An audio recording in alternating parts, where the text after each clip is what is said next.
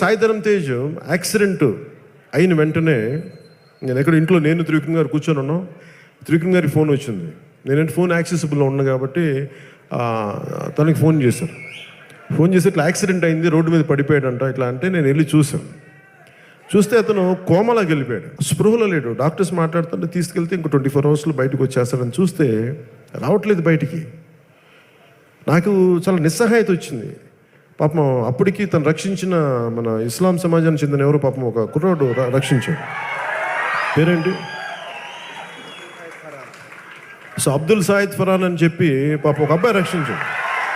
అంటే ఎందుకు కులం మతం ప్రాంతం దాటి మాట్లాడతానంటే సహాయం ఎవరి దగ్గర నుంచి వస్తుందో తెలియదు. మన మతమా మన కులమా మన ప్రాంతమా అని రాదు మనకి. అందుకని నేను జాషువా విశ్వనరుడు అంటే మనం పెట్టుకున్న ఈ పరిమితులకు అతీతంగా ఉండాలి మనిషి. మానవత్వం చాలా ముఖ్యం.